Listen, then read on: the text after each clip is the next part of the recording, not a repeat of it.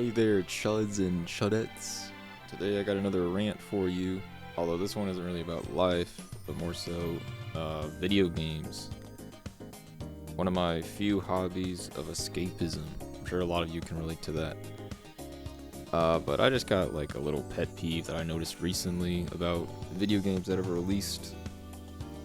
And that is this tribal, Pacific Islander aesthetic, but with robots and lasers and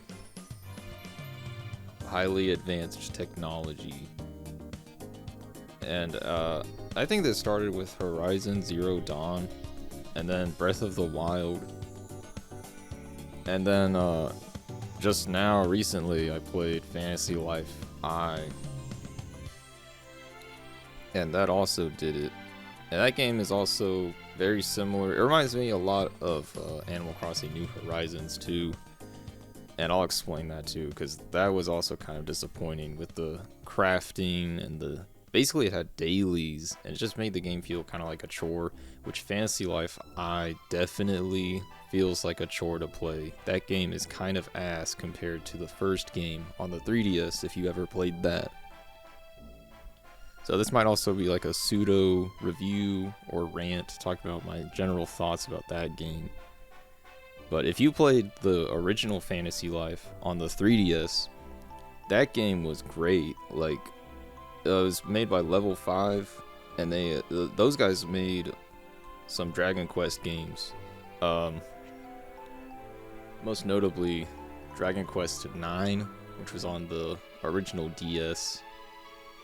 And Fantasy Life is a lot similar. It feels a lot similar to Dragon Quest IX in a lot of ways, but it's not as heavy on the multiplayer like Dragon Quest IX was. But trying to market myself as the zillennial gamer nerd, whatever, and so Dragon Quest IX and Fantasy Life are definitely relevant to that. Dragon Quest IX is definitely a zillennial, early Gen Z game. I got that game for my birthday in first or second grade. I remember going to GameStop to get it too. I think Dragon Quest VI was also releasing on the DS for the first time outside of Japan, and that released, I think, literally a week or two after Dragon Quest IX. But I only got Dragon Quest IX. I've never played 6. So anyway, back to the whole aesthetic I was talking about. So yeah, tribal setting, people crafting shit with I've never played Horizon Zero Dawn. It wouldn't surprise me if that has crafting too, because every AAA game has crafting, shitty skill trees. Oh yeah, Fantasy Life I has shitty skill trees too, so great. That's awesome. I love to see that. Fighting with sticks and stones, wearing leaf armor, but you got robots and shit and lasers and sentries like the Guardians in Breath of the Wild. And I don't know, I just find it weird how multiple modern games have this now. Give me more Dragon's Dogma. I want more Dragon's Dogma. Kind of high fantasy, not uber realism, but because you climb on monsters and cyclopses and shit, so it's not super realistic, but it looks cool as hell. But I don't want goofy Marvel quips and millennial writing either. So I'm just gonna call this aesthetic Wakanda core. And black futurism, the girl pink reflect better in person at Coney. Yeah. Black futurism. I want black futurism. Wakanda forever. I think that's a good name for it, because Black Panther, yeah, Wakanda, that was also 2016, right? The mid 2010s when this all started. And now that I'm thinking about it, maybe part of the reason I hate it is just because the character designs look ugly as hell. Like, I've seen the character designs in Horizon Zero Dawn. I'm like, bro, these look dysgenic and hideous. Like they made, oh, and Aloy, I forgot about that whole controversy. They made her look ugly on purpose. The actress she's based off of is actually quite attractive. So they actually put in extra effort just to make her less attractive looking, because male gaze bad, guys. Beauty is bad. Beauty is subjective, you know? There's no objective standard for beauty. Stop having standards. Just let people enjoy things, chud. And I don't know. It kind of ties into the gameplay too. Like, going back to Animal Crossing New Horizons, that doesn't really fit the aesthetic. Besides maybe like the nature and like the roughing it aspect of it. It doesn't really have the tribal look I was talking about, which a lot of the other games and media coincidentally kind of go for that. But it does tie into the gameplay, I think, with the crafting, you know, because it kind of justifies it, because you're on an island, you got to gather resources. It makes sense. Even though, like, all of that forced, crappy gameplay mechanics that I don't know how people still tolerate to this day, that does predate this aesthetic, but it goes hand in hand with it, for sure. And it complements it.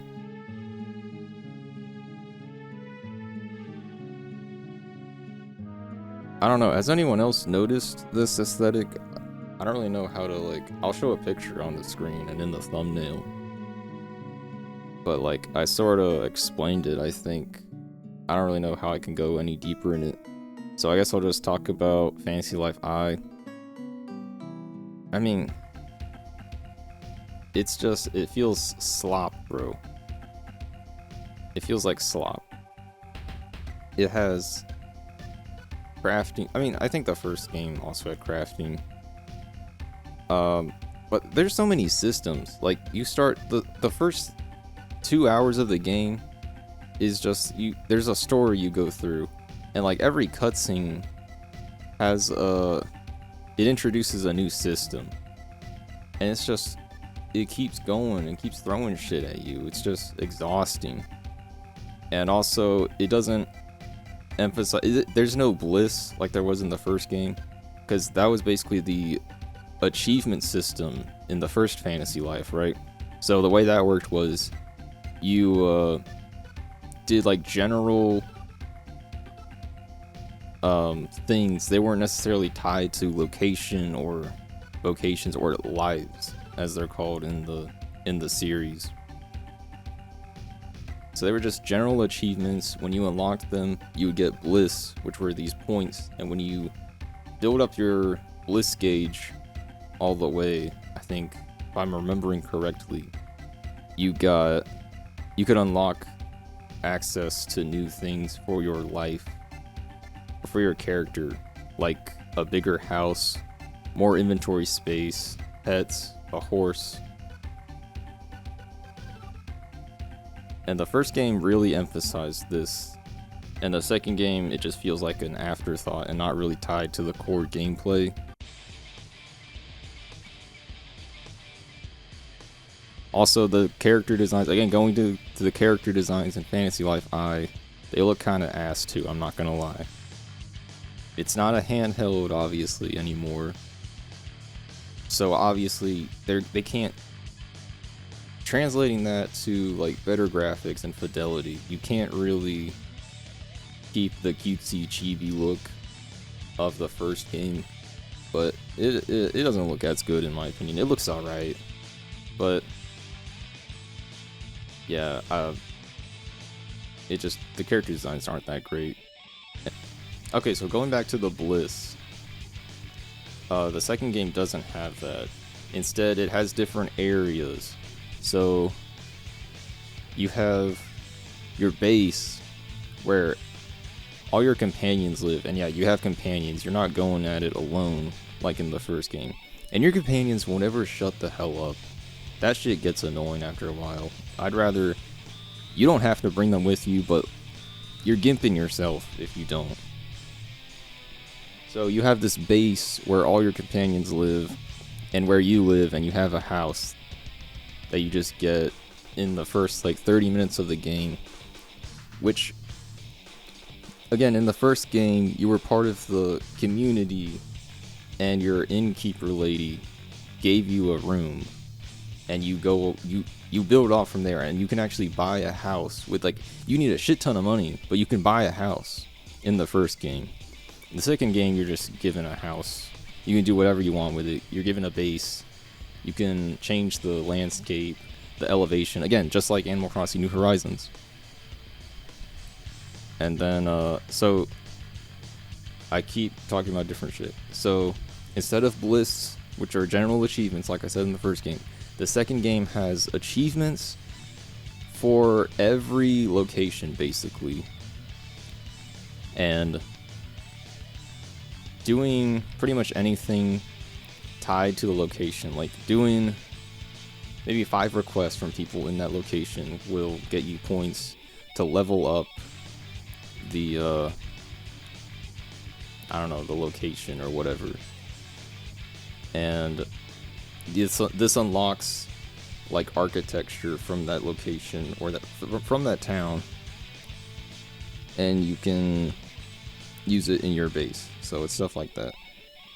But it's like, it feels like everything you do has its own tree of like leveling up to unlock stuff through these little achievements. And it was so much better in the first game when you had bliss, because it's just like, it's so much. It's so much. You also don't have proficiency like in the first game. So it worked like Skyrim, or okay, I just sounded like a zoomer saying Skyrim instead of Elder Scrolls. But Elder Scrolls, or it really reminded me the most of this old MMO called Mabinogi, which you can still play that today actually. But basically it's like, you do the thing, you do your skill repeatedly, and every time you do it, it will gradually improve. So there wasn't a skill tree in the first game, it was just proficiency. Even running, if you ran enough, you would get better at running. If you attacked with a sword enough, your sword proficiency would go up and you would do more damage.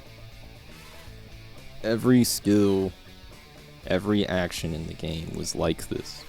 In the second game, it's skill trees. Spend 10 points for plus 25 HP. Does anyone like that? I hate skill trees. I hate perk systems, bro. But yeah, I think I got everything out that I wanted to say. So, I'm gonna leave it at that.